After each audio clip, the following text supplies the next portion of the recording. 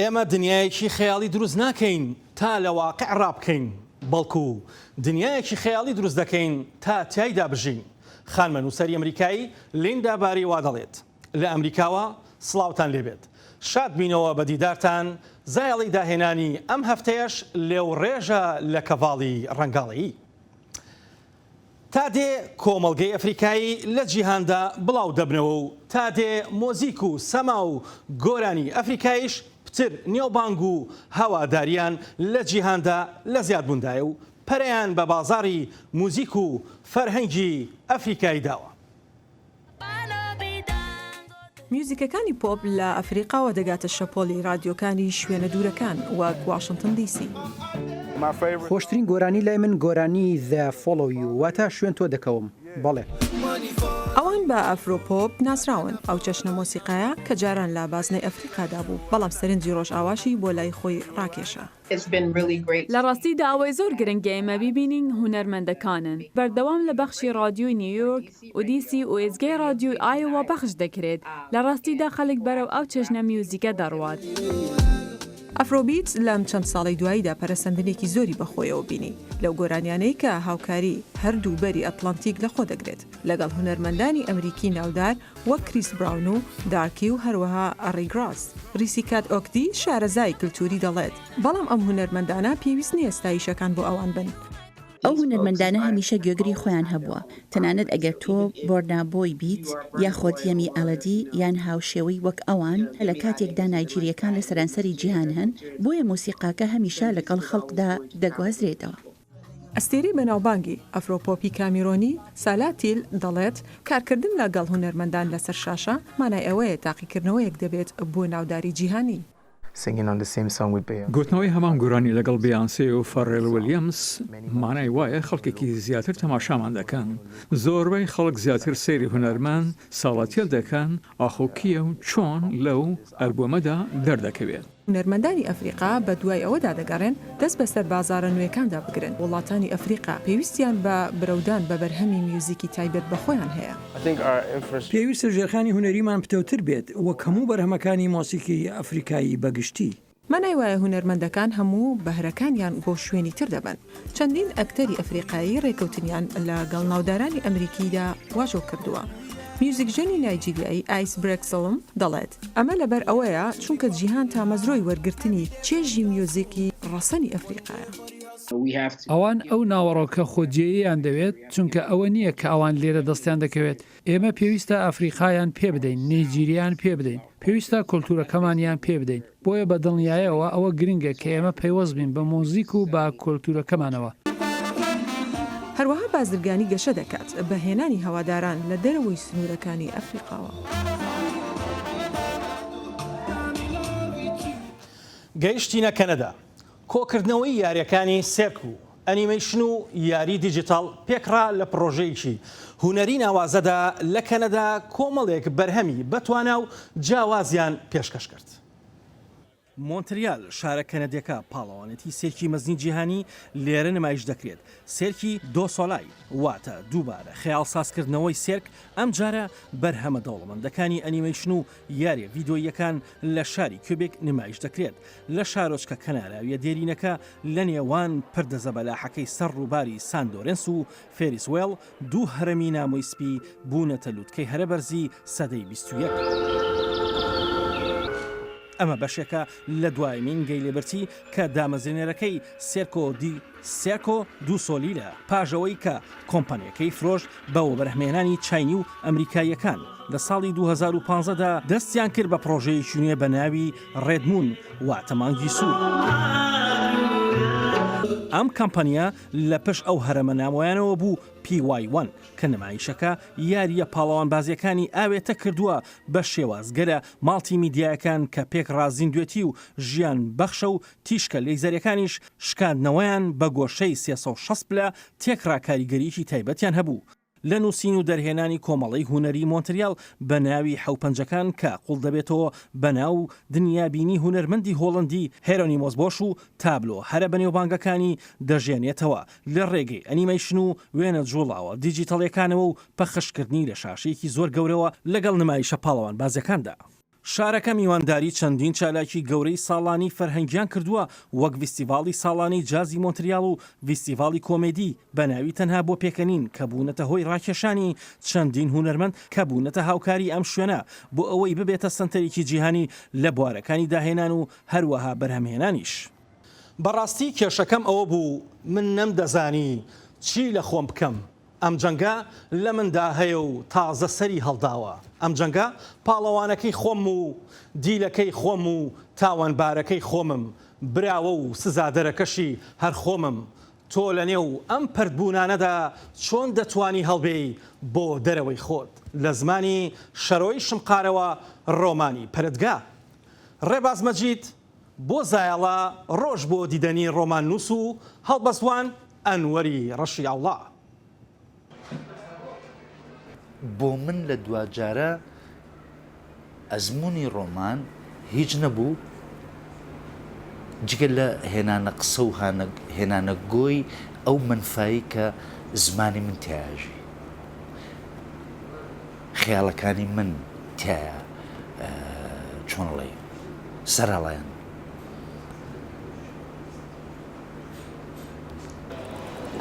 ئێمە هەمومان لە دایک و باوکێکەوە 23 کرۆمۆسۆمانی دایکمان و 23 کرۆمۆسۆمانی باوکمان بەڵام لە ڕاستیە ڕاستی ئێمە فرزەتی ئەوانین بەڵام ئێمە ئەوان نین لایەنی کەم پەنجەمۆری منی خۆمە نووسین هیچ نییە بۆ من جگە لەو پەنجەمۆرە ڕۆحیەی خۆت جگە لەو پەنجەمۆرە ئێستاتیکیی خۆت منفە لەو کاتەوە دەست پێکە کە عەقڵێتی زۆری نەو دەستە جەمعی ئەمەد لێ قوبڵ ناکە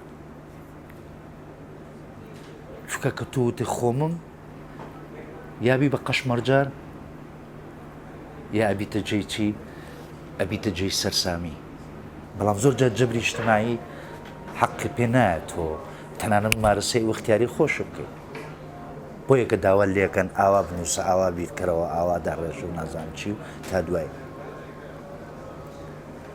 کەواتە پەرتگا هیچ نییە جگە لە نیشاندانی ئەو تاریکیانەی کە کەسایەتەکانی ئێمەی گرتوتەوە و تۆ ئەو تاریکیانە کە بەژێر پێستی مشتەماڕۆن تۆ بە شێو لە شێوان جارێکتر ڕووناکیان نەخیتەوە سەر ئیتر لەوانەیە ڕووناکیە خۆشم بگرێتەوە لەبەرەوە گوتم منیش ئەنسوورێکم لە پاڵ ئەنسوورەکانی ترە بۆیە کە تۆ قسە لە مێژووەکەی بەڵام مێژوو نووز نیت تۆ شتەکان ئەرشیفەکەی بەڵام ئەرشیف خواز نیت تۆ گفتوگۆ لە کارکتەرەکان ناکەی بەڵام ژۆرناڵیز نیت تۆ کۆمەڵی وەسوەسەی فکری و دەرونی و ئەندێشەی دێ بەڵام فەیلسوف نیت تۆ کۆمەڵی مخاتبەی ڕۆحی دامەزرێنی بەڵام لە دوجارە تۆ ڕۆحانی نیت تۆ هەموو ئەم شتانەیت و هیچیان نیت تۆ لەو هەنگا چیت کە کۆمەڵێ باخ و گوڵشەن و گوڵستان و لالەزارە گەڕێ بەڵام بە هەمینی خۆیەوێتەوە باران ئەگەر حەقی قسەی لێ سەنراوێتەوە گوێ لێش بگرین بزانین ئەو دەربارەی خۆی چیاڵێ بەرد سەجێک مانایەک ئەمانە دەربارەی سەربڕینی خۆیان چیاڵێن کە من بە گومڕایەکۆک و بەشەر بۆ چێژێکی خۆم بۆ بەردەوامی ژیان بەکارێنم کەواتە لە پەرتگا تۆ ڕوبەڕووی ئەم پرسیارە ئەخلاقیانە ژەبی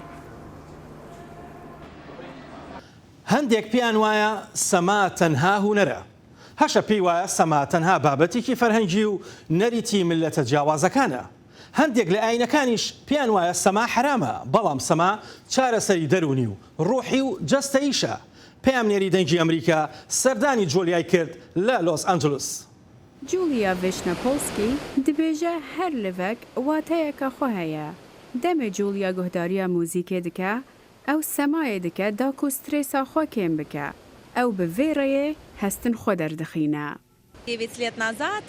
بێری نێ ساڵان باوێ من ژیانە خۆی دەستا ئەس فێر بووم بریا سەمایە ئەس ئازارا خۆ دەربرم بریا سەمایە من زانی ئەس کیمە سەما ji بۆ جولیا تەنێ حەزێک بوو لێوێ ئەڤیەک کریە کارێ خوا جولیا خوێندنا خۆ دەبوارێ ساخلەمیە دەرونی تەمام کرد و دەمێ خۆ ji fêrkirina sema ji bo saxlemiya derûnî terxan kir.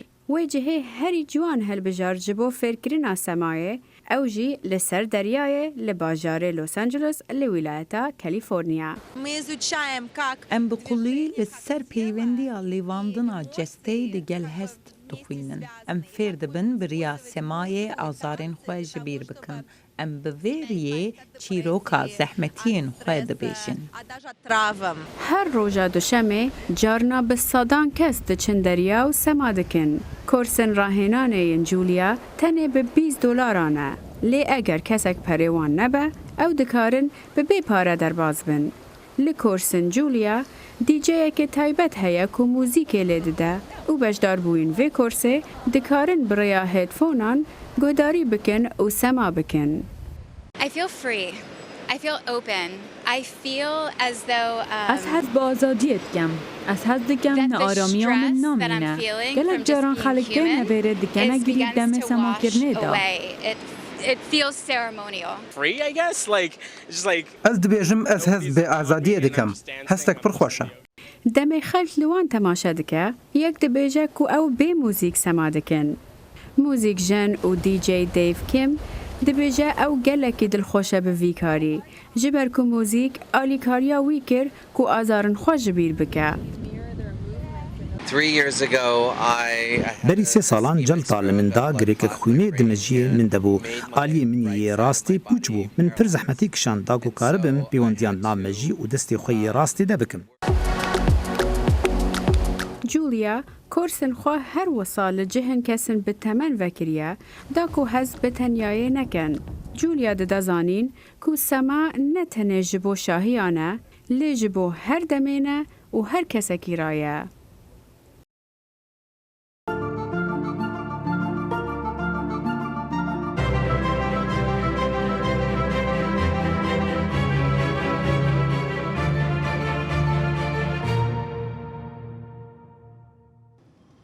فیستیڤاڵی نێودەوڵەتی فیلم و فیلمسازی لە شاری دهۆک بە ئامادەبوونی سینەماکارانی دەیان وڵاتی جیهان ساز کرا.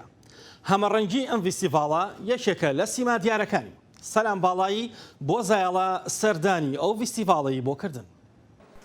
دەهەفتەمین فیلمە فیستیڤاڵە دهۆکیان نێودەوڵەتیدا یاک و وەزارەتە ڕۆشنبیری و هونەریە حکومەتە هەرێما کوردستانê دگەل پارێزگاها دهۆکê ئەنجامدایî 112 فیلمên Kurdî û biyanî ji heftê çar dewletan beşdarî kiriye. Filmên dirêj û yên Kurd û filmên dokûmentarî rojane li hola konferansan têne nîşedan. Di filme fîstevala Duhokê da 55 film dê hevrikiyê li ser birina xelata geln. Hejmareka hunermendên biyanî û yên Kurd û cîhana Erebî di lijna dadweriyê da bo helsengandina filman cihgirtiye. Valla min dadwerî filmî dirêjxayenî Kurdî ye. Sê kesim legela derewê welatin biyanîn li lijneka. Me taku êsta birastî efkarekî tazeman bînî yanî فكرێکی تازە لای گەنجەکان لای مخرجەکان ئەوەش جێی یعنی سرنج ڕاکێشە بەڵێ فیستیڤاڵ ڕەنگە ناتوانێت فیستیڤاڵ خۆی تەسویق بکە ببێتە فیلمێکی تجاری خەڵکی بیبینێ بچیتە سینەماکان بەڵام لەسەر مناقەشەی ئاستی فیستیڤاڵە فکری دەرهێنەرەکان بینیم یەک جۆڵەیەکی هەیە بە فکرێکی تازە تەرحی فیلمەکانیا کردو ئەوە شتێکی زۆر باشە. Di ev sala da giringiya filme fîstevala Duhok bejdariya jinê ye di karên hunerî û derhênanê da. Min gelek cara pişikdarî fîstevalên filma da kiriye bi kurte filmê xwe. Di gel filmê min ên oke. Ez hej fîstevalên filma dikim bi taybet em ên filmên baş heyn. Xelkê baş û derhêner û ekterên baş. Bêguman Duhok geleka ciwan e û filmên başên cîhanê dihêne nîşandan. خەڵکێک هەیە حەزی لە برنج و فاسۆلیایە. هەیە حەزی لە سەروپەیە لە باشووری ئەفریقا قالونچە و جانەوەر و مێرۆکان دەبنە خواردنە بەلەزەت و پڕ پرۆتینەکانی چێشخانەیەک. تورەکەی شێف ماریۆ بەرنارد بەدەستیەوە گرتووە بە خۆراکی ئایندە ناوی دەبات. بۆ بەرهێنانی بڕێکی زۆر لە مێری خۆراکی پێویستی تەنها بە ڕووبەرێکی بچووکی زەوی و ئاوێکی کەم دەبێت. لە گەشتێکیدا بۆ تایلاند بەرنارد بۆ یەکەم جار تێکەڵەی دووپشکی برژاو و کرم و سیر و بەهاراتی تاقی کردەوە. ناوبراو دەڵێت پێزم لەو خواردنە هاتەوە، بەڵام ئەوە بووە هاندەری کە خۆی خواردن لە جۆری کرم و مێرو دروست بکات. تامی مێرووی نەدەدا، بەڵکو لە ڕاستیدا تامی تێکەڵەیەک لە پەتاتە و نۆک و بەهاراتی دەدا و شتێکی ڕقیشی تیادا بوو کە بڕوا دەکەم مێرۆکە بوو. بەرنارد دەڵێت بەرەمێنانی ئەو تامەی بە دروستی خۆت دەتەوێت ئەوە لە خۆیدا زانستە. ئەوان چێژی ئەو پێکاتەیە دەکەن کە دەیخۆن، جا ئەگەر خواردنەکە کۆمپۆز بێت ئەوە تامی سەوزەمەنی ترشاو دەدات و ئەمەش کەسێک بۆمان بەرهەم دێنێت. زانایان بانگەشە بۆ ئەو خۆراکانە دەکەن ئەوانەی پێک هاتە سەرێکیەکانیان کرم و مێرون کە هەرزان بەهان و بەردەوام هەن و پڕن لە پرۆتین و کانزا و ڕیشاڵ. ئەمەش واتای خواردنی مێرو بە زۆری لە ئایندەدا دەگەینێت. زۆرێک لەم خواردنانەی وا ئێستا دەیان خۆین مادەی کیمیایی زۆریان تێدان و ئەوەش جەستەمان دەفەوتێنێت، بەڵام ئەمەیان خۆراکێکی سروشتیە. ڕێکخراوی خۆراک و کشتتوکاڵی نەتەوەیەگرتوەکان دەڵێت بە ڕوون و ڕەوانی بەخێوکردنی مێرووی خۆراکی بۆ خواردن باشترە بۆ هەسارەکەمان لەوەی ئاژەڵی نەریتی بەخێو بکەین. هاوکاتی ئەوەی ژمارەی مرۆڤ لە جیهاندا زیاد دەکات لە بەرامبەردا ڕووبەری زەوی کشتتوکاڵی کەمە بێتەوە. جا ئەم جۆرە خۆراکانە بۆ ژینگە باشن و خۆشمان لە دۆڕەقی بەرامبەر ئاژەڵ بە دوور ڕادەگرین. هەروەها ئەمەش دەبێتە خۆراکی ئایندە. ئەگەر تۆ حەزت لە خواردنی ئەو جۆرە مێروانەیە ئەوە سەردانی چێشتخانەی بەرنارد بکە لە کەیپ تاون، ئەوەی بڕیارە هەتا کۆتایی مانگی 11 ئەمساڵ کراوە بێت، واتە زۆر زیاتر لەو ڕۆژەی بۆ داخستنی دیاری کرابوو.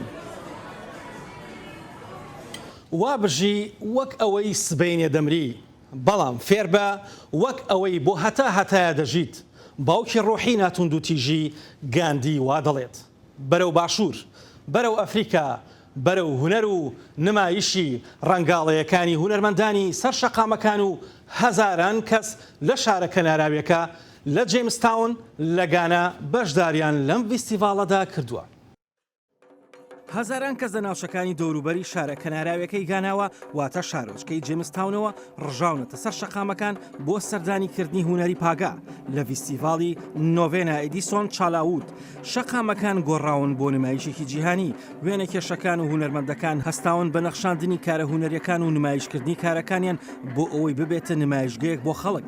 هونەرمەندێکی تەنزانی ڤالێری ئاسیمۆی ئامانی ئۆنا کارێکی هونەری ساز کردو و دەڵێت زۆر بە سادەی ئەمە ئەو شێوازەیە ئێمە وەک ئەفریقاییەک و وەک شێوازێکی میدیایی نمایشی مێژووی خۆمان دەکەین و ئەمە وامان لێ دەکات هەست بە خودی خۆمان بکەین.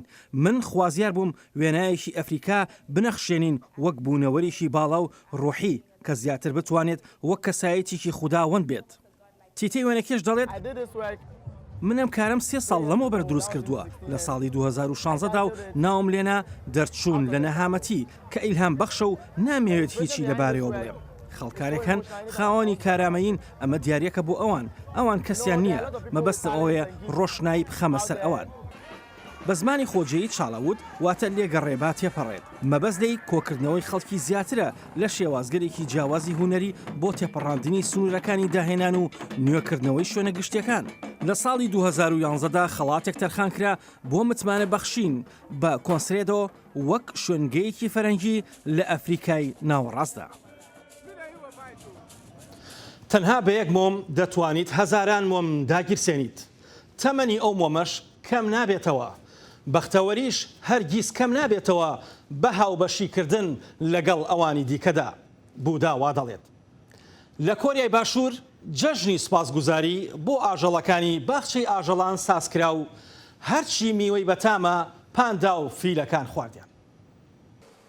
ئاژەڵانی باخچەکەی کۆریای باشوور بە شێوازێکی تایبەت مامەڵەیان لەگەڵدا دەکرێت و خوانی پڕمیوەیان بۆ دەڕازێننەوە. ئەمەش بە بۆنەی ئاهەنگەکانی ڕۆژی سوپاسگوزاری کۆریەکانەوە. یەکێک لە میوانەکان دەڵێ لەبەر ئەوەی پاندا میوە بەتامەکان دەخوات من دەمەوێت ئەو میوەیەش بخوات لە ڕۆژی سپاسگوزاریدا. کارمەندانی باخچەی ئاژەڵانی نێڤەرلاند لە پارکی یوجین کە تەنها 55 کیلۆمەتر دوورە لە باشووری سیئۆلەوە خوانی نەریتی خۆیان ڕازاندۆتەوە کە ناوی گوزل پەینە کە پێکاتۆ لە میوەکانی وەک مۆز و سێو و تەماتە بۆ پاندای سوور و فیلەکان و ئاژەڵە دەگمەنەکان. ئەو کارمەندە دەڵێت لەم ئاهەنگی ڕۆژی سپاسگوزاریەدا ئێمە وا خۆمان ئامادە کردووە کاتێکی زۆر خۆش لەگەڵ ئاژەڵەکانی باخچەی ئاژەڵاندا بەسەر بەرین. ئێمە چەندین شێوازی تایبەتمان ئامادە کردووە بۆ ئەوەی خۆراک بدەین بە ئاژەڵەکان وەک کوێزلپەین و مۆز لە ناو زەمیرەدا. کۆریەکان بە بۆنەی وەرزی فەرهەنگی کۆکردنەوەی بەرهەمە کوشت و کاڵیەکانیانەوە ئاهەنگ دەجێڕن و سەردانی شوێنی باو با پیرانیان دەکەن و ئەو سێ ڕۆژی پشووە پێکەوە هەمان خواردنە فەرنجەکانی خۆیان دەخۆن. ئاهەنگی ساڵانەی سوپاسگوزاری لە ئێستاوە تا 11 مانگینۆ بەردەوام دەبێت.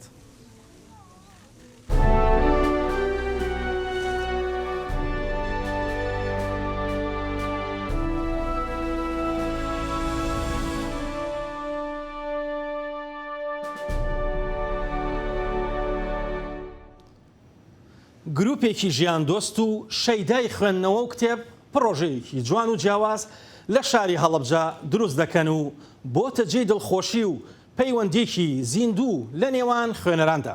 فەرحان هەورامانی بۆ زایاڵا بەسەریکردنەوە.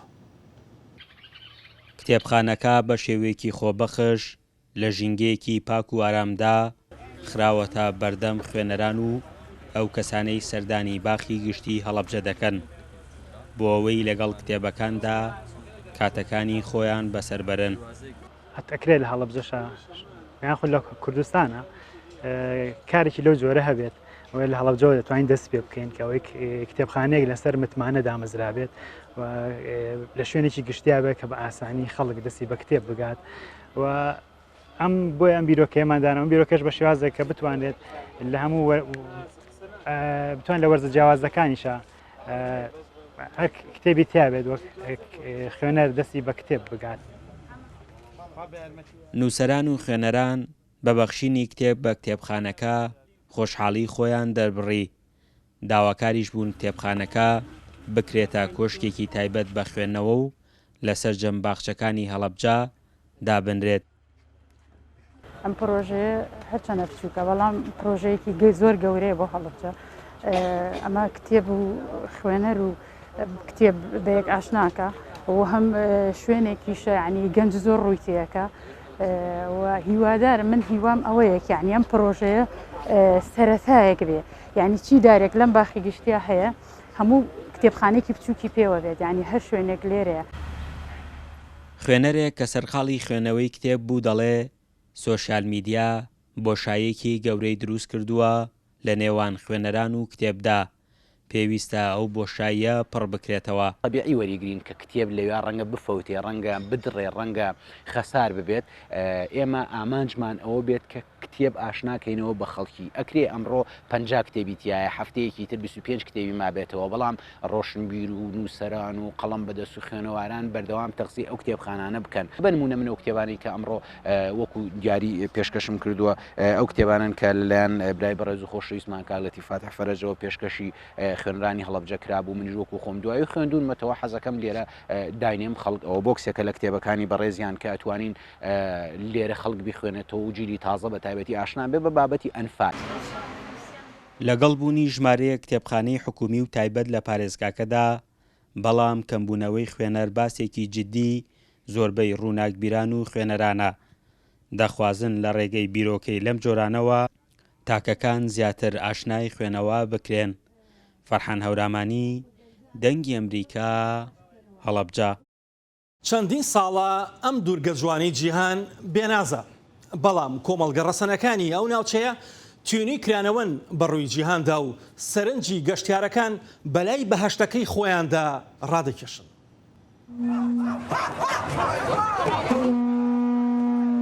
دەیان ساڵە ئەو میوانە بیانیانی کە سەردانی پاپۆیان کردووە تەنها زێردۆزەکان و مرۆڤناس و فەرهەنگناسەکان و مزگەێنی دەرانی ئاینی و ئەو سەربازانە بوون کە شەڕی ئیمپراتۆرێتیان دەکرد. بەڵام هەرێمی نیمچە ڕۆژاوای بەرفراوانی دوورگەکەی گینیای نوێ هێواش دەرگاکانی ئەو بەهشتە شارەوەیە بەسەر گەشتیاراندا دەکاتەوە. سەرزەمینی کۆمەڵگە دێرینەکان و پەلکی شیرانە ڕەنگاڵەکان و هاژەی ڕووبارە بەخوڕەکان و ژیانی کێوی و دەشتەبەرینەکانی. هێشتا ژماری گەشتیاران کە بۆ بەسەربردنی کاتێکی خۆش دێنە ئێرە هەرکەمن بەلای کەمەوە چەند هەزارێکە.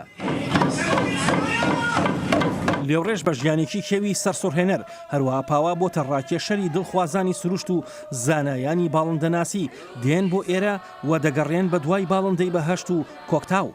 کۆمەڵی ژنگە پارێزی WWF ئەم هەفتەی ڕایانگەیان کە 1000 جۆری پەلەوەر و ئاژەڵیان لە گینیای نوێیان دۆزیوەتەوە هەر لە بۆقی کەڵبەدارەوە تا دۆلفینی سەرخڕ. ئەم ڤیستیڤاڵە لە 4 ساڵ لەمەوە بەرەوە ساز کراوە. ئەم ڤیستیڤاڵە توانیوێتی 1000 کەس لە کۆی 24 کۆمەڵگەی ڕەسەنی دەوروبەری ئەو دەریاچە گەورەیە لە خۆی کۆبکاتەوە.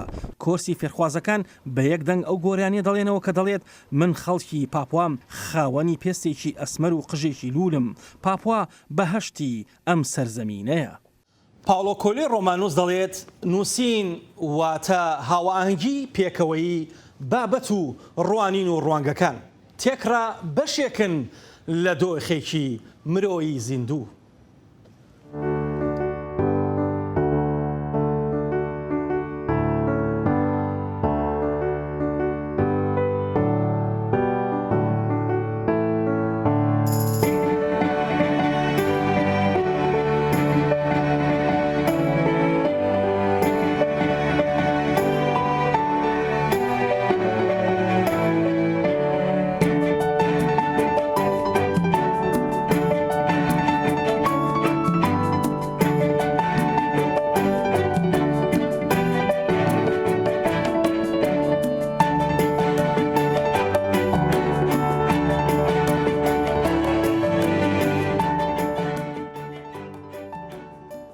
هەندێک لەو باوەڕەدان لێبوردەیی لاوازیە بەڵام وانە مرۆڤە مەزنوو بەهێزەکان لێبوردن.